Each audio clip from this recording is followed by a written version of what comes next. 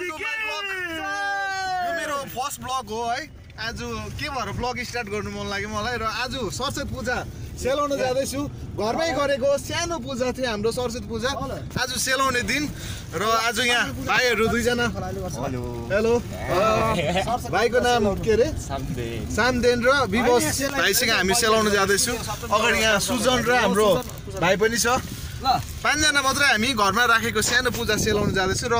पूजा सेलाउने destination चाहिँ छ म सिटोङको हो घलटार सिटोङ र सिटोङमा चाहिँ हाम्रो पूजा सेलाउने डेस्टिनेसन चाहिँ तर जोगीघाट एउटा भ्यू पोइन्ट पनि हो टुरिस्टहरू त्यहाँनिर पुरा रमाइलो गर्न जान्छ होइन साइट सिन गर्नु जान्छ त्यहाँनिरै आज हामी जाँदैछु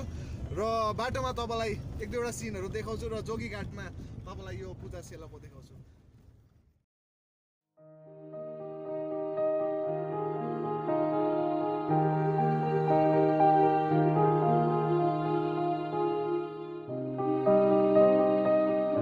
पुल आयो है अब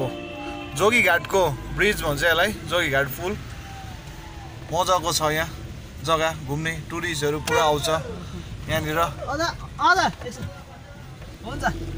यहाँनिर हेर्नु ब्रिज यो प्रकारको छ र यता पनि खोला तपाईँको ठुलो खोला छ यहाँनिर हाम्रो सरस्वती माता भाइले बोकिरहेको छ र यहाँ अरू पनि सामानहरू सेलाउने किनकि सानो यो घरमा गरेको पूजा हो सानो योपालि हाम्रो गाउँमा चाहिँ मरो परेको थियो त्यही कारण हामीले ठुलो पूजा लगाइनौँ नेक्स्टमा चाहिँ हामी ठुलो पूजा लगाउनेछौँ यहाँ हाम्रो भाइ ब्लगमा स्वागत छ मेरो ब्लगमा नयाँ ब्लग र यो चाहिँ जोगीघाट ब्रिज यहाँनिर मजाको छ यहाँ घुम्ने जग्गा टुरिस्टहरू टाढो टाढोबाट आउँछ यहाँ जोगीघाट ब्रिज हेर्नु खोला हेर्नु यहाँको मनोरञ्जन अलगै छ यहाँ सबै टुरिस्टहरू घुम्न आएको टुरिस्टहरूलाई पनि यहाँनिर टिका लाउँदै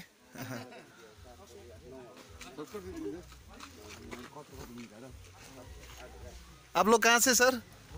कोलकाता से आप सबको सरस्वती माता का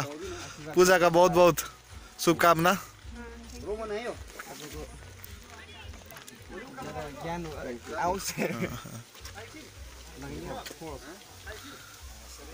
सब कोलकाता से टूरिस्ट लोग यहाँ पे घूमने आते हैं वो लोग भी सरस्वती माता का दर्शन करके टीका हिंदी में भन्दो रहेछ मैले त है यहाँ सरस्वती माताको दर्शन गरेर टीका लगाउनु भयो उहाँहरू सबैले र अब हामी खोलातर्फ लागिरहेछौँ सरस्वती मातालाई सेलाउनु यहाँनिर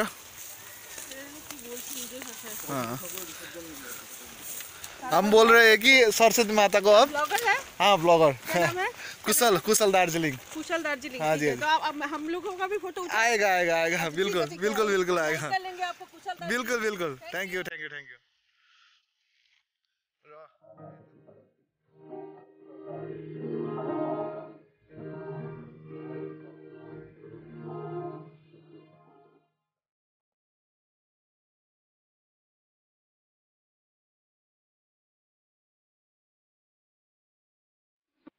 र मैले के भन्दै थिएँ भने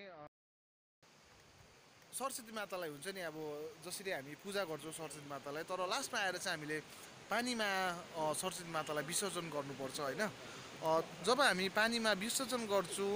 त्यो चाहिँ किन भन्ने कुरा चाहिँ सायद मलाई थाहा छैन र यदि कसैलाई थाहा छ भने चाहिँ प्लिज यो कमेन्टमा लेखिदिनुहोस् होला कि हामीले सरस्वती मातालाई चाहिँ पूजा गरेपछि चाहिँ पानीमा चाहिँ किन चाहिँ विसर्जन गर्छौँ यसको कारण के हो भन्ने कुराहरू मेरो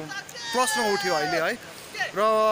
मैले ब्लग आज अचानक बनाएको ऱ्यान्डम बनाएको त्यही कारण हिजो पूजा गरेकोहरू केही पनि मैले हाल्नु सकिनँ किनकि खिचेको पनि छुइनँ मैले है किन भन्दाखेरि चाहिँ मैले ब्लग बनाउनु चाहिँ सोचेको थिएँ म एउटा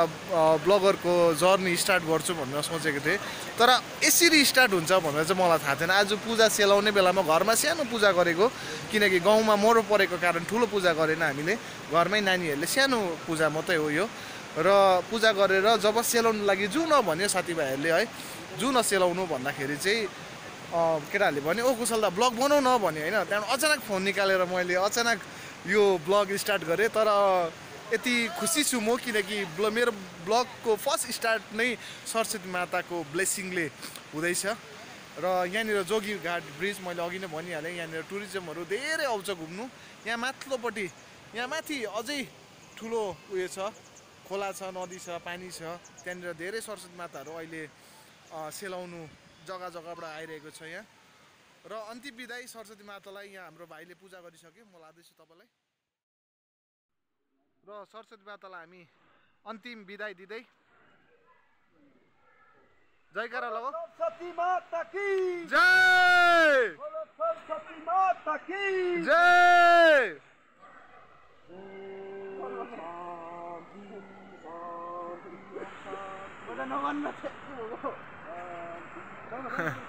ल आउँदै आउँदै विसर्जन गर न आउँदै त्यहीँनिर एकदम यसरी सुताएको जस्तो गरेर हौ त्यसरी ल सरस्वती मातालाई अन्तिम बिदाई अन्तिम त होइन भगवान् सायद अन्तिम बिदाई त हुँदैन भगवान्को यो एउटा दस्तुर मात्रै हो भगवान् हामीसँगै रहनेछ हमेसा माता सधैँभरि उहाँको आशीर्वाद सबैलाई रहनेछ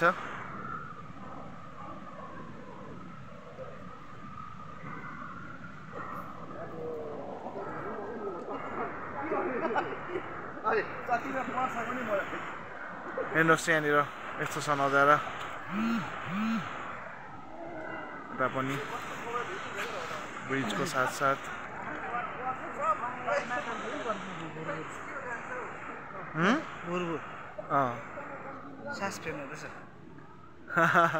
त्यहाँनिर अहिले यो हेर्नुहोस् है यहाँ देखेको छ कि छैन तपाईँहरूले उयो त्यो बबल उठ्छ नि बबल उठेको जस्तो हुँदैछ माछाहरूमा आएछ त्यहाँनिर देख्नु हुँदैछ तपाईँले यहाँ हेर्नुहोस् सायद तपाईँले क्यामेरामा देख्नु भएको छैन किनकि मेरो फोनको क्यामेरा त्यस्तो खास छैन है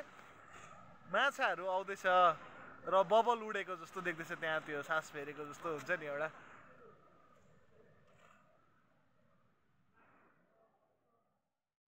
र अब हामी सरस्वती मातालाई सेलाएर हामी घरतर्फ जाँदैछु हामी छिटो नै सेलाएर फर्किँदैछु कारण मैले अघि भनिहालेँ गाउँमा मरो परेकोले आज त्यहाँ शुद्धिकरण काम छ आज त्यहाँनिर है र त्यहाँनिर हामी समाजको केटाले खट्नुपर्ने हुनेछ र त्यसै कारण छिटो नै हामी जाँदैछु घर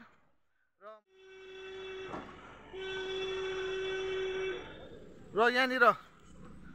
हाम्रो भाइहरूले पुस्का खाँदैछ कस्तो छ भाइ पुस्का दामी यहाँ हाम्रो दाले पुस्का एकदमै दामी बनाउँछ है मिठो जो पनि यहाँ आएर पुस्का नखाइ चाहिँ सायद जोगीघाटबाट कोही पनि जाँदैन होला यहाँको पुस्का नखाइ चाहिँ है एकदमै फेमस छ जोगीघाटमा यो पुस्का र यहाँनिर हेर्नुहोस् खोला माथिसम्म छ धेरैजनाहरू माथि पिकनिक खेल्नु आउँछ पिकनिक स्पोट हो यो जोगीघाट ब्रिज यहाँनिर जोगीघाट ब्रिजको यहाँनिर उयसमा अलिकति परनिरै हो यहीँनिर युनिभर्सिटी खोलिने भन्ने कुरा चलेको पनि यहीँनिर हो र सायद खोलिन्छ होला आउँदो भविष्यमा युनिभर्सिटी पनि यहाँनिर त्यो खोल्यो भने हाम्रो सिटोङवासीलाई झनै धेरै राम्रो र एजुकेसन क्षेत्रमा पनि धेरै राम्रो है यहाँनिर यो पहिलाको उयो थियो झोरलुङ्गे ब्रिज भन्छ यहाँनिर नि पहिलाको यो आजकल त अहिले त युज हुँदैन धेरै पहिला यो ब्रिज हुनुभन्दा पहिला चाहिँ मान्छेहरू यही ब्रिजबाट हिँड्थ्यो हल्लिन्छ पुरा है अहिले त काठहरू मक्केर यस्तो भइसकेछ हेर्नुहोस्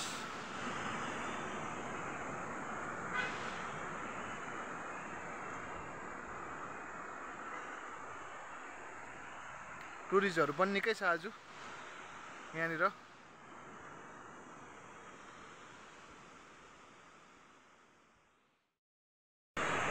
ल हुन्छ है अब ब्लगको एन्ड गर्दैछु म सानो ब्लग पहिलो सुरुवात र त्यो भन्छ नि के भन्छ लाइक सेयर एन्ड सब्सक्राइब गर्नु चाहिँ नभुल्दिनु होला तपाईँहरूले सपोर्ट गरिदिनुहोस् फर्स्ट ब्लग जर्नी ल फर्स्ट नहोस् धेरैवटा ब्लगहरू आओस् मेरो र तपाईँहरूसँग कनेक्ट गर्नु पाओस् है तपाईँहरूको जुन टाइम निकालेर भिडियोलाई हेर्नुहुन्छ त्यो टाइम चाहिँ तपाईँहरूको वेस्ट नजाओस् भन्ने म कोसिस गर्छु, मेहनत गर्छु आउँदो ब्लगहरूमा। र बाई बाई, ह्याप्पी सरस्वती पूजा।